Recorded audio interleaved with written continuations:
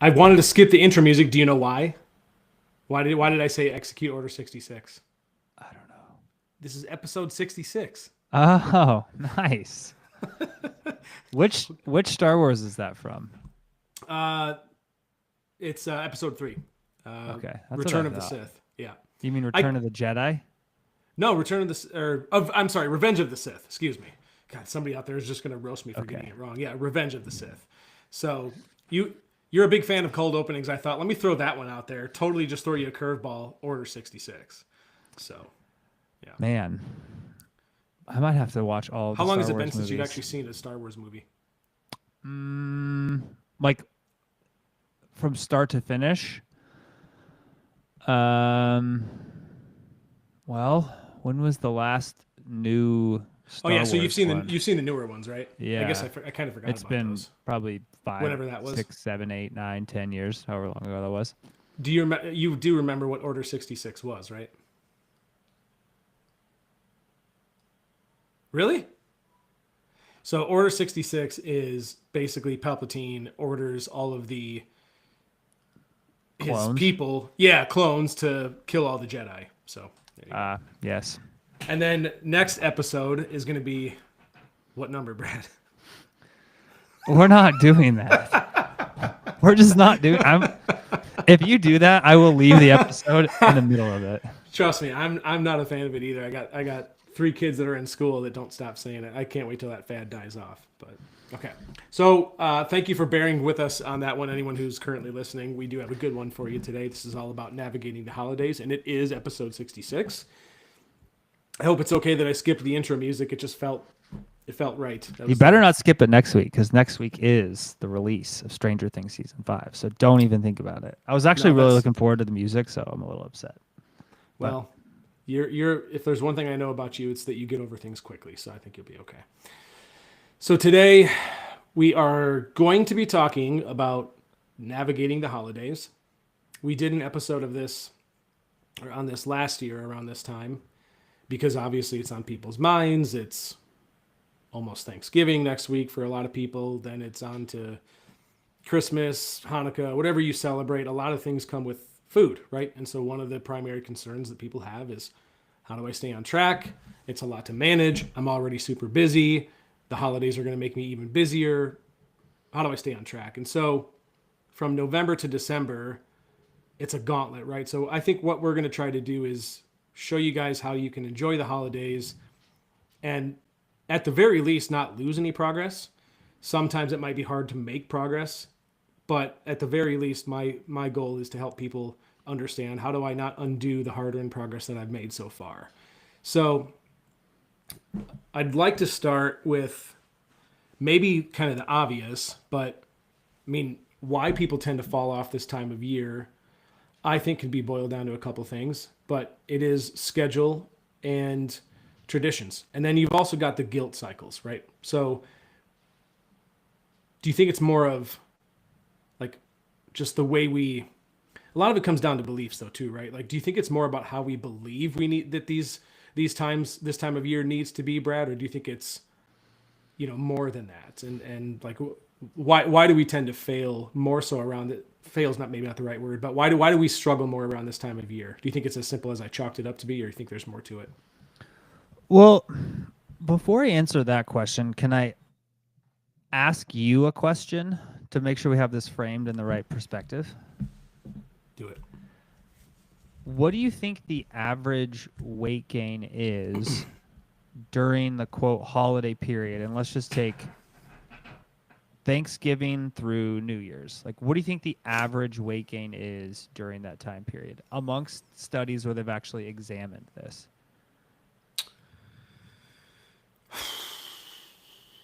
Is this a certain weight range of people, or is that not considered Well, just overall? in aggregate. I will say 5 pounds. Okay. It's less than that. 2 pounds. Meaningfully less than that. It's about a pound. Okay. Yeah. I would be curious to hear, like, is this so that this must have been like there had to be a time period involved, right? Because are they just calculating net gain, after the So if you look at pretty much all the studies that I've read on this, and there's probably half a dozen or so that I've actually looked at holiday weight gain, it's about a pound, like half a kilo is roughly what people gain between Thanksgiving and Christmas, right after Christmas. And so it's actually not a huge amount of body weight gain that occurs on average. Now, the reality is the average doesn't tell the story, and that the like range of weight changes goes from like some people lose 10, 15 pounds during the holidays. Some people gain 10, 15 pounds during the holidays. So there's a very wide range of responses, but the average is like a pound roughly. But what generally happens is that pound doesn't go away after, right? So over 20 years of gaining a pound during the holiday and it not going away, that's where you start to see this like really add up. And so I think it's important to understand, like, as we talk about the context of like navigating the holidays, is on average, we're not talking about like needing massive interventions to prevent 10, 15, 20 pound weight gains during the holidays. Like, yes, that happens to some people, but on average, it's actually a much smaller effect than you would think. And it really, I mean, if you think about it, the holidays are effectively like 2 to 3 meals and like 2 to 3 holiday parties. So it's like 6 days, right? So just with that frame in mind, I think, to go back to your question, one of the reasons that holidays become so tricky to navigate is, one, just think about like the types of food that are around during the holidays. They're just not around normally, right? For like sure. people deliver Christmas cookies to your house, you get fudge delivered, you have Tons of pies, pies, yeah. you have like 7 different sides at dinner, you have leftovers for like weeks that are like, oh, if I don't eat it, it goes bad. So it's just like the totality of the types of food that are around during the holidays that are not around normally. Plus, more alcohol is consumed during the holidays, right? Like, Yeah. I don't usually drink that much. But if I go to, Thanksgiving and my uncle is making cocktails, like, I'll probably have a cocktail or two or 7. I don't know. Usually about 1 or 2. But then, like, that leads to different food choices and it's extra Yeah, of calories. course. And so those are the 2 big things. And then the last one is, it's usually so much busier, and so your exercise usually drops. So it's kind of Yeah, like you have that's a good all point. of these things that are going into play. But when you kind of step back and take the perspective of, it's like, okay, what is the magnitude of the issue I'm actually trying to deal with? It's like a 3 to 5,000, 3 to 10,000 calorie issue that I'm trying to deal with over the course of the holidays. It's not like I have a 50,000 calorie problem I'm trying to solve, right? It's like, okay, I need to make a few better choices on a few days during the holidays, and that's really what you're trying to do. Yeah. Well, and you hit on a few of those that I think are big ones, but the other things I think people get tripped up on are, well, look at the size of the meals too, right? Like, that's also different. I mean, Thanksgiving, I don't know what it's like at your house, but we usually, we go to our in-laws, and I mean, the entire island in the kitchen is full of the food, right? So like, it's just, and then what do you do after you eat? Well, football's on, so you go sit down and you watch the game and you have some more snacks. So like, the totality of your food that day is entirely different from any other day too, right? Like, it's there. I think for a lot of people, that when the food is just there, it's like it's the environment talks you and I have had, right? When it's there, like, you're just more likely to snack and graze because it's not out of sight or out of mind. It's there, so I'm gonna go for it. And then there's the social pressure. Maybe you have someone, hey, I need help. Getting rid of these. This last bit of whatever it is. Can someone else? Hey, just have one extra plate. I got to get rid of this, right? And you feel guilty by saying no. People also get I think tripped up by travel routines. A lot of people have to travel for the holidays, and so I know there's a lot at play. But I think just the tradition around it and everything that comes with it is something people really struggle with. So first, before we kind of dive into like the strategies and things that you can do to avoid some of that, I wanted to mention one of the things that concerns people, and you already kind of touched on it, is the actual amount of weight that you can gain. See, and I thought it would have been, I thought, 5 pounds some people may actually gain 5 pounds. It depends on where you're at, right? But like the fact that it's only about a pound, according to the studies, surprised me. But I think that highlights this perception that a lot of people have is that I'm going to gain a ton of weight, or that I do gain a ton of weight over the holidays. And in reality, what you're saying is it's probably not as much as you think. But why do you think that perception exists? Do you think it's just because I ate on Thanksgiving a bunch of food and I stepped on the scale the next day and I went from 160 pounds to 165? Holy, you know what? I just gained a bunch of weight, right? That to me, I think is one of the biggest factors that people think is causing them to gain weight, but it's not actual fat gain, right? So that seems to be where the perception comes from. But you definitely don't ruin all of your progress in one day, right? That's just not really the case. Yeah. Also, just think about like mentally, how do you feel after a large meal? Not good. Like you want to take a nap.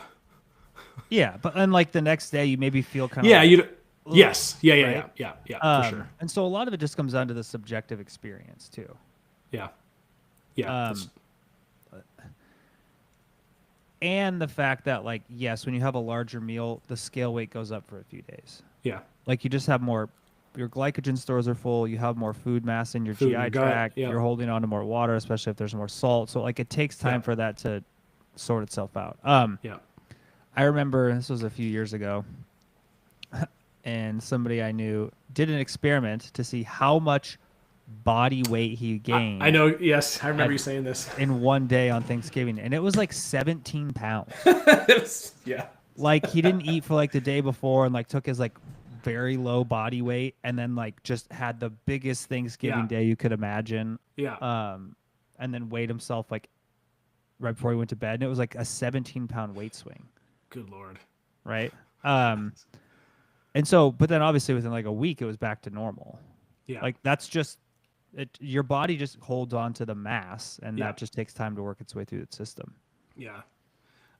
Yeah. Yeah. I remember you saying that story. That's kind of funny. The other thing I was going to mention too. This is just a by the way, but do you remember the myth? Like this is what was taught to me growing up, or seemed to be what people would say, is that the reason you get tired after Thanksgiving is because, oh, there's tryptophan in turkey.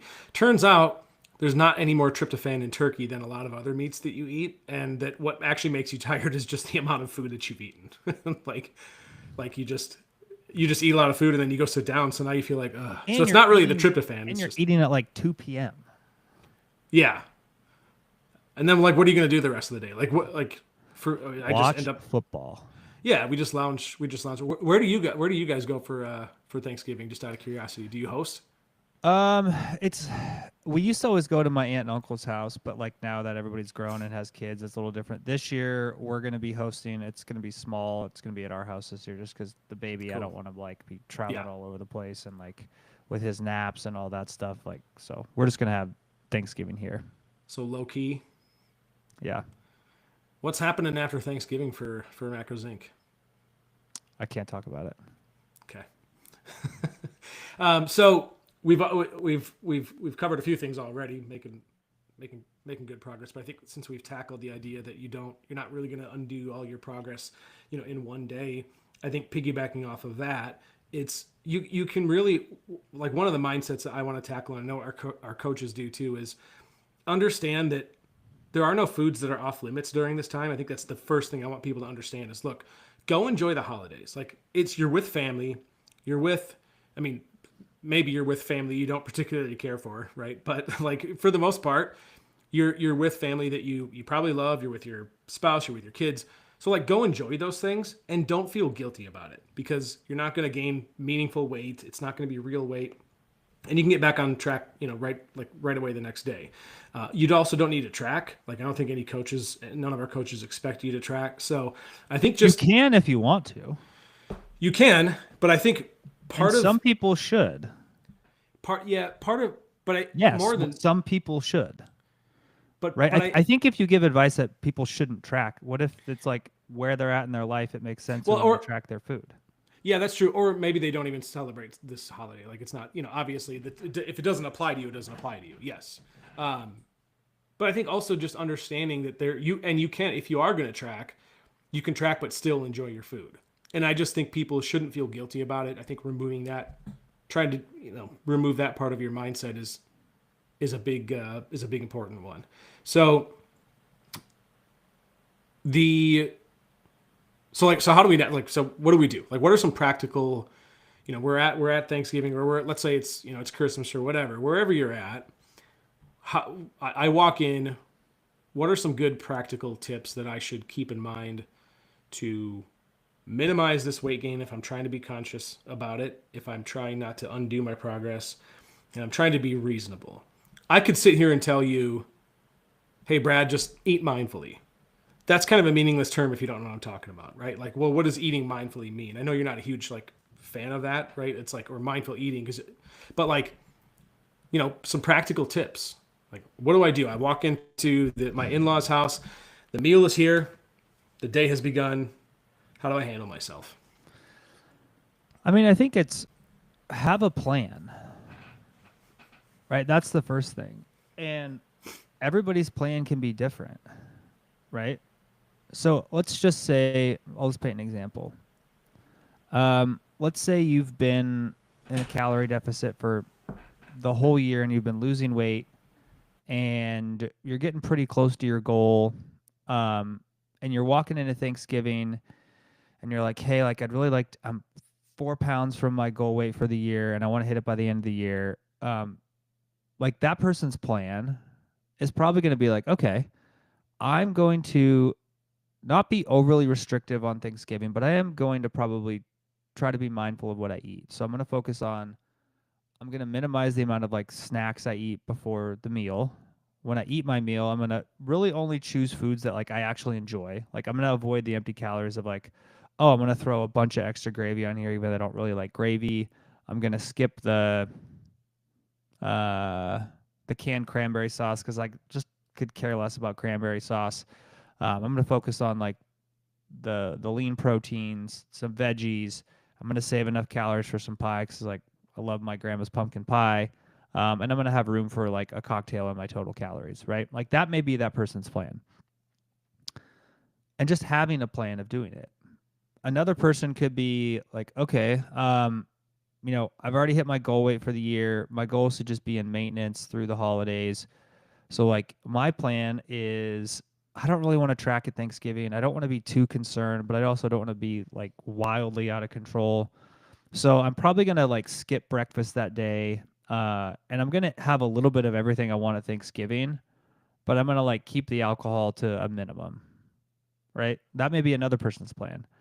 The third person's plan may be like, hey, I've actually been trying to like, build some muscle tissue and gain weight. And so like my plan at Thanksgiving is like, I'm just going to do whatever I want today and I'll worry about it in a week. Right. So it's like, depending on who you are, everybody's plan is going to be different. And so it's just really like know what you're getting into when you start or you walk into the house and just kind of have a plan ahead of time. If weight loss is the goal, there's obviously the tips and tricks of like, try to limit the amount of total alcohol you consume, right? Try to drink more calorie-free beverages. Water is obviously ideal. Diet sodas, the sparkling water, things like that. Focus on the lean protein and the veggies. Don't eat the entire bowl of mixed nuts that's on the counter because those are super calorie dense. Obviously choose a pie or a dessert that's less calorie dense, like pumpkin pie has like half the calories of pecan pie. So just like be mindful about those choices. And so those are some of the just like basic ideas. Which really sucks that pecan pie is so calorie dense because that's the best kind of pie. Uh, It's the best I kind would of pie. disagree. What's your favorite? You're gonna say apple? No, Okay, that surprised me. keep guessing. What would Brad Dieter's favorite kind of pie be? Shoot, blueberry. No. I give up. What do you got? You Wait. give up pretty easily. Key lime. No, although key lime is pretty good. Okay, I will say. No, don't tell me. Don't tell me. Now your comment bothers me, so now I gotta get it. So I will say. Strawberry rhubarb. No, huckleberry rhubarb. That's pretty close. A berry rhubarb is Berry rhubarb. Okay. Yeah. And then also a peanut butter pie with a chocolate top on it. That sounds pretty solid. I don't know if that's necessarily a Thanksgiving pie, but I also wouldn't discriminate. Like I whatever was gonna pie you say, want to who gets to decide what a Thanksgiving pie is? bring. Just yeah, I don't discriminate. What if If somebody? I eat it at Thanksgiving, it's a Thanksgiving pie. Uh, I also know that you wouldn't be mad if someone brought ice cream for dessert, like just ice cream for Thanksgiving. Like No, I'd be pumped. just yeah. Hey, have you given your little man ice cream yet? Has he tried? Does he just love it? Yeah. It's He's a so fun when fiend. dude, when it's so funny when you introduce the little ones to like their food, like a certain food for the first time, and they just light up. Oh, I remember those days. So I wrote down. I have a couple points I was going to read real quick that is outlined here as the holiday eating strategy, and some of these kind of are piggybacking off of what you said, but I wanted to read a couple of these for people. So pick your moments. Choose the meals slash events you truly care about, because right, it's probably not just Thanksgiving. There's probably other ones. Eat normally earlier in the day. I thought this was a good one. In other words, don't save calories via starvation. This does sometimes backfire for people, right? Like we've seen people like restrict, and then they go and then they have that meal, then they just totally overdo it because they're so damn hungry, right? Make a plate, sit down, slow down, avoid grazing for 6 hours. It's kind of interesting how much difference it can make if you just eat slowly and like intentionally as opposed to just like shoveling it. Use the 50-50 plate rule. Half foods you genuinely want and half protein slash veggies. Just kind of helps with your, that gives that satiating effect. One and done desserts versus nibbling for hours. I think that's also important. Like have a slice of pie and then just call it good. Then the alcohol strategy, set a drink limit before the event, kind of to Brad's point, just like having a plan about, as much as you can. And then also a couple points, full tracking if you enjoy it. So again, one of the points you made, there are some people that should do that. So go ahead and do that if you have to and if you want to. Loose tracking, you could also estimate once per meal. Non-tracking mindfulness, in other words, this means focusing on hunger cues. And then 3 commitments: protein target, water target, and steps target. I like that one a lot because water helps you feel full. But there's also been studies that show if you eat protein first, you're less likely to overeat because protein can make you feel fuller for or quicker, right? I mean, what's the Yeah, I mean, I think the hard part though is like, here's the reality. Nobody's gonna go eat turkey by itself for an yeah. hour before, or they're like, the I mean, you turkey's could done, dinner's ready. Somebody's gonna be like, you can could I do just get ham. a plate of turkey breast, and then I'll come back for my second plate in an hour. Like nobody's gonna do that. What about I mean, ham? You could do ham. I Ham's guess good you enough in could just like itself. take a protein shake with you and just like slam a protein shake an hour before you eat Thanksgiving. But like, Yeah. I also don't know how effective that actually is in reality. Yeah, the idea of just eating plain turkey by itself sounds awful. Yeah, I don't think we're serving turkey this year either. What are you guys doing? I think we might do like surf and turf because it's going to be a Oh, small group of people, so we might do that. dude, that sounds so good. We I we might just do like steak, crab, and pie. Like that that may sounds be the only amazing. thing in my house. Honestly, that sounds amazing because I'm just not a big fan of turkey. I'm not. Like I'll eat ham and like I actually don't mind turkey. really. I got it like if I got ham or turkey, I'm going ham all day. But are you what about so you guys aren't gonna have stuffing? Are you a stuffing guy? Stuffing's Yeah, the we'll best have part. stuffing. Okay. Did I Gotta ever have that. tell you the story of? So my wife and her family always do like a ham at Thanksgiving too, in addition to the turkey. So my wife's like a ham person. A few years ago, the hospital she worked at, like for Thanksgiving, like gave out coupons for like ham to all the healthcare providers. So my wife goes and buys like an 8-pound ham for the two of us, and she makes it, and we have like my fridge is full of ham, and Still? after like 4 days, we're like, what do we do with the other 7.5 pounds of ham? My God. What'd you end up doing with it? Feeding some of it to the dogs, I hope? I think a lot of it went to the dogs, and I think we like froze some of it and gave it to the Yeah. dogs. I think we had to throw some of it out. Like I just can't eat that much ham. I don't know why this just popped in my head other than just because we're talking about freezing food. Did you guys freeze half your wedding cake? Yeah. Did you eat it on the anniversary? Mm-hmm. Okay, good job. Sweet. You don't still do that 10 years later? Well, what are you supposed to do? Is it just? I thought it was just like 1 year later. Are you supposed to do it every year? What year did you guys actually finally get married? 2019. Okay. Yeah, yeah, yeah. We. Oh, the school's calling me. That's not good. We're just gonna pretend that my phone didn't ring from the school. I bet my son's in trouble. what the hell are they calling for? Okay, so let's get back on track here. There's a couple other spots or points I wanted to make for people. What about the idea of bringing your own dish that would support your own goals? Right. I think that's a big I think one. that's a great strategy. Yeah. Plus, right? you also then like contribute to the meal. Yeah.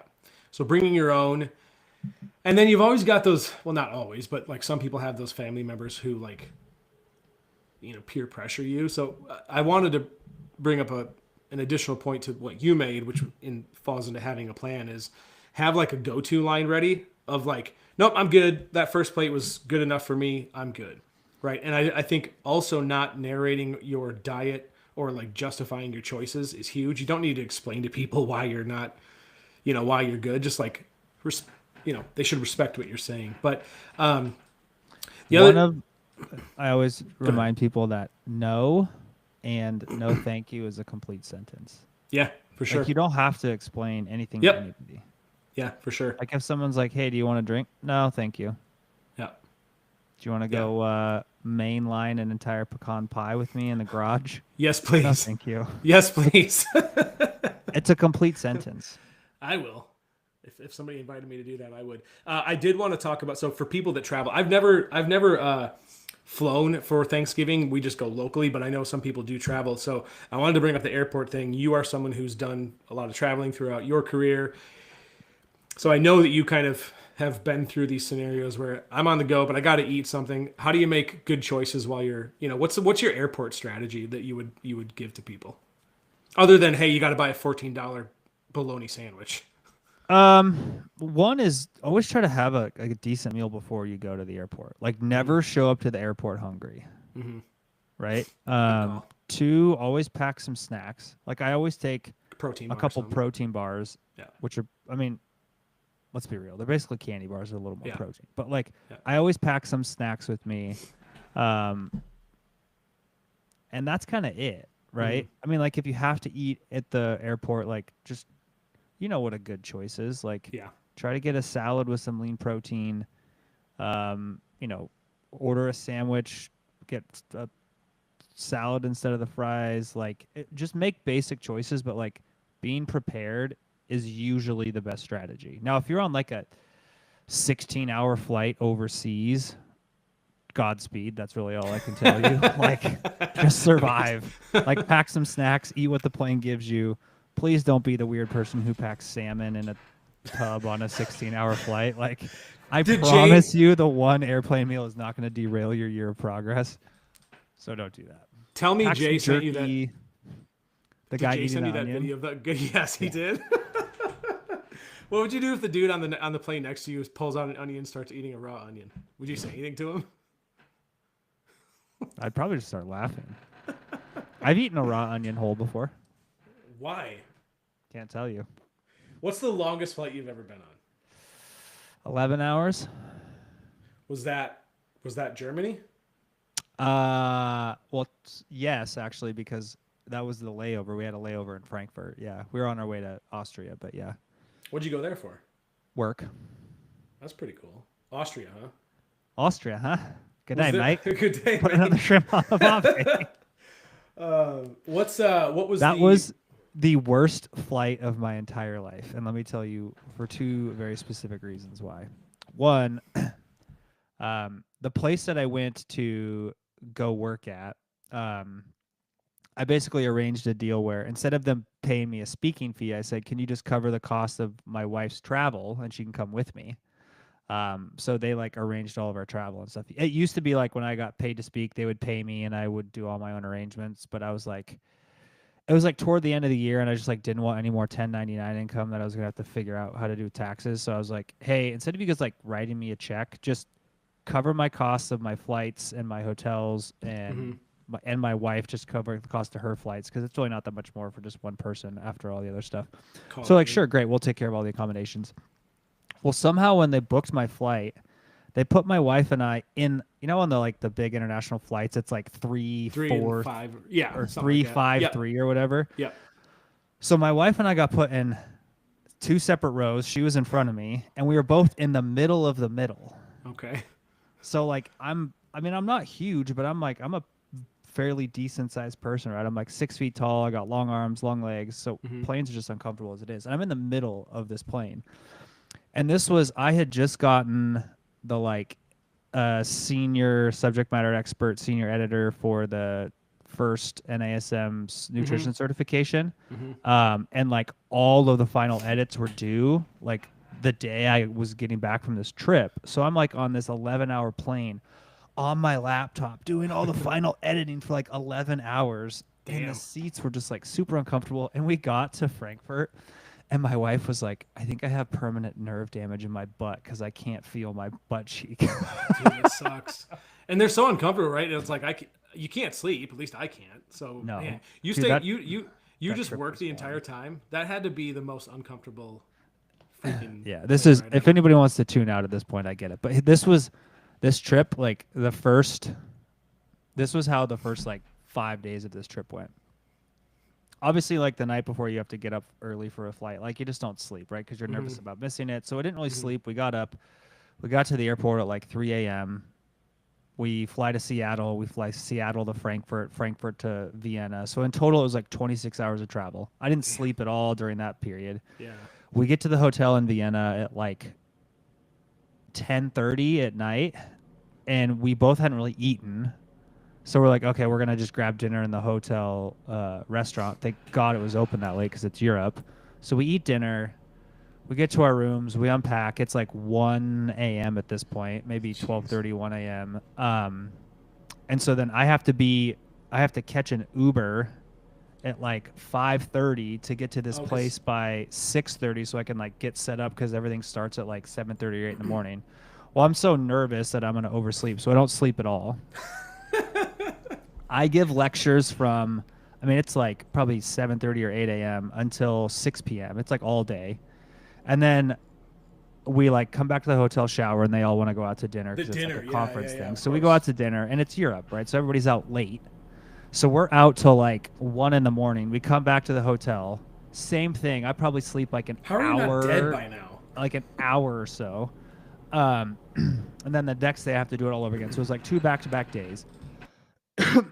And then, so we go out that night. It's a little bit later because like the conference or whatever or the like thing I'm doing is over. So everybody goes out and everybody's having a good time. And we get back to the hotel, and then we decided when we were over there, we then flew to Ireland because I scheduled some speaking gigs in Ireland. So we got up early, had a flight to Ireland. It was like probably 5 days, and I got an hour and a half to 2 hours of sleep in those 5 days. It was crazy. Dude, now, I was going to say, I had a blast. I had so much fun. I would do it all over again. So like, you did enjoy it. It wasn't like you were... Yeah, I'm not complaining at all. It was just like, I was so exhausted by the end of it, but yeah. And then we were in Ireland for a week, and that was a blast. Yeah, so that's why I figured you'd be the guy to answer like some good airport strategies or some traveling strategies. Always show up to the airport fed.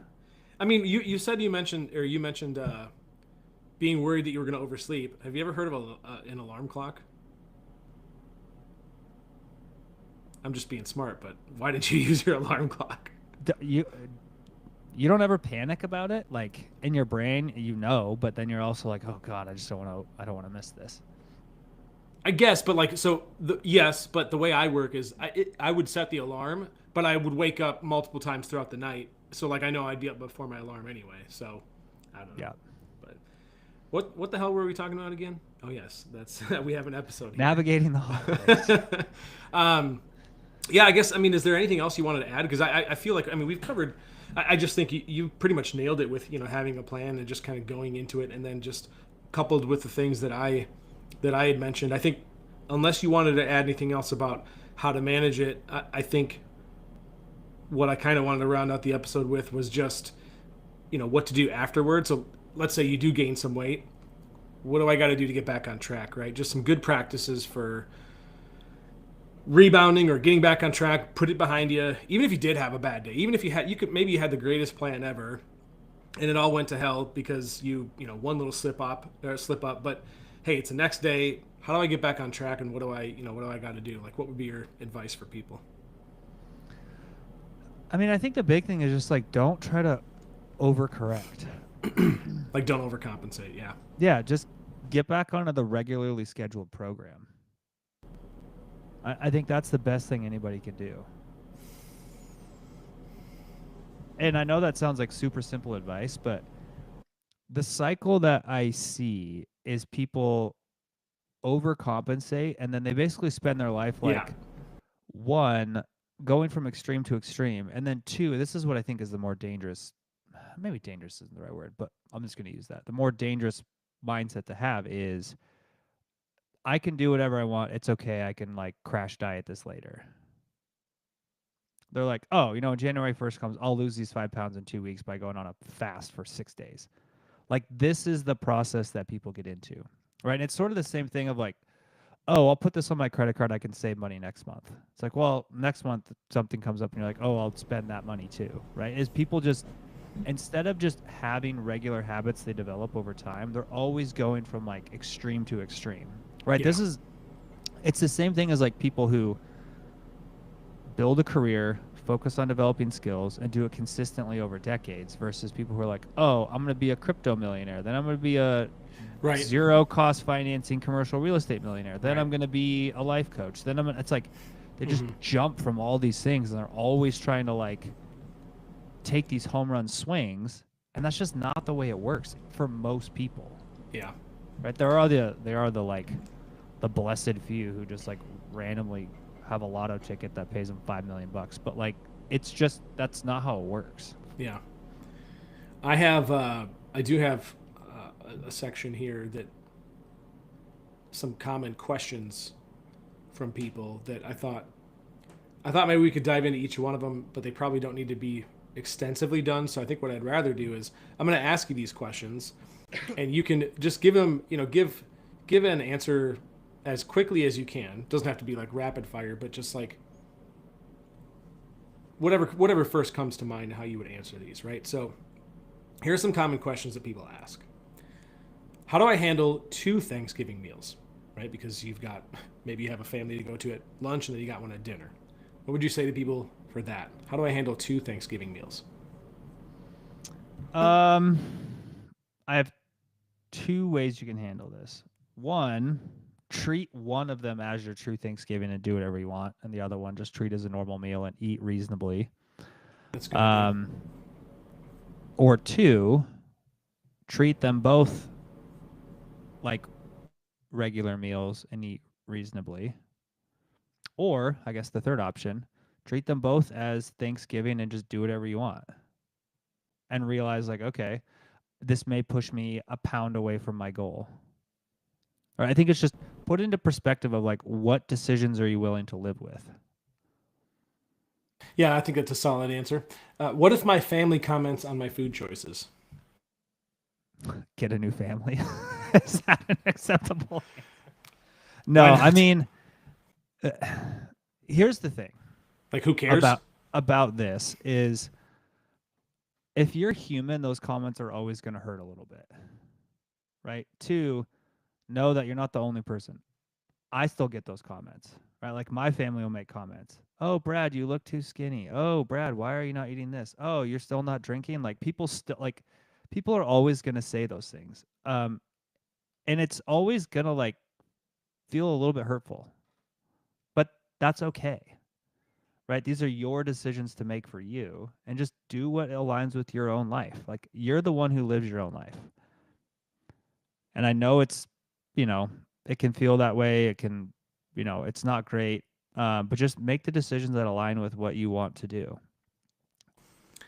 The next question: how do I avoid feeling guilty the next day? I know we talked about it, but like, how do I? Is it just I'm just not going to feel guilty, right? Like maybe it's not quite that simple. Watch the middle part of the movie The Lion King. Hakuna Matata. The past is the past.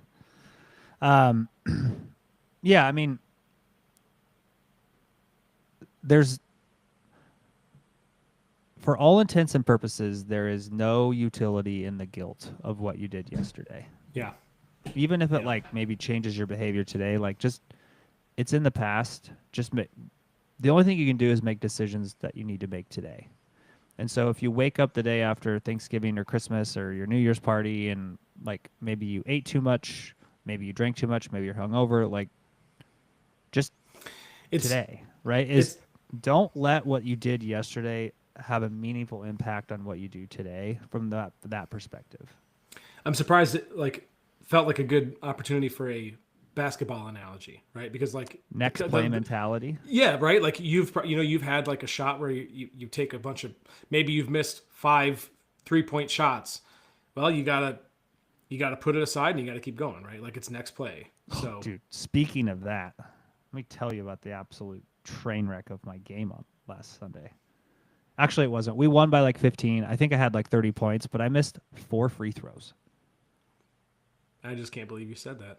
It was mind-boggling. Yeah, that's you're Washington's version of Chauncey Billups. You should be making those. Wait, did you just say I Oh, I bet forgot. I forgot he was in the scandal. What am I doing? Scandal. Sorry.